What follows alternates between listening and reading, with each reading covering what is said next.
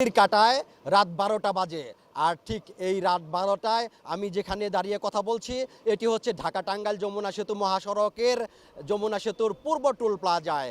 এই সেতু হয়ে আজকে 24 ঘন্টায় কি পরিমাণ যানবাহন পারাপার হয়েছে, কত টাকা টোল আদায় হয়েছে আমরা জানবার চেষ্টা করব।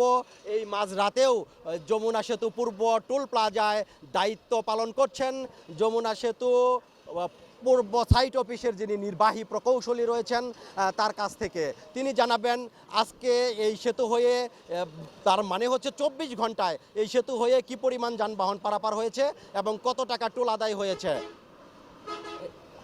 গত একদিনে 24 ঘন্টায় আমাদের যানবাহন পারাপার হয়েছে 51,584টি এবং টোল আদায় হয়েছে 3,52,52,00,000 টাকা, যা গত ঈদ উল ফিতরের একদিনে সর্বোচ্চ আদায়ের থেকেও অধিক।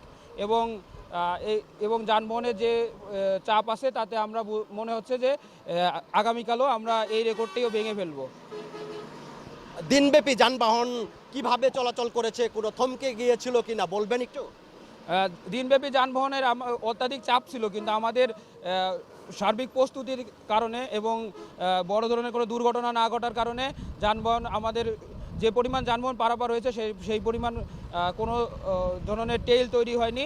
এবং গত রাতে কিছু বিষয় ছিল, এইখানে কিছু লক্কর গাড়ি এবং ফিটনেসবিহীন ট্রাক চলে আসায় এবং এদের সেতুর উপরে নষ্ট হয়ে যাওয়ার কারণে কিছু টেইল তৈরি হয়েছিল, যা আমরা দ্রুত সময়ের মধ্যে ক্লিয়ার করে ফেলতে পেরেছি।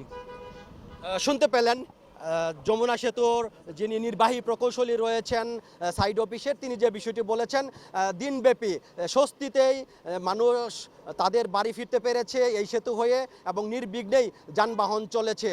যমুনা সেতুর পূর্ব টোল প্লাজা থেকে এম এ রাজ্জাক, টাঙ্গাইল।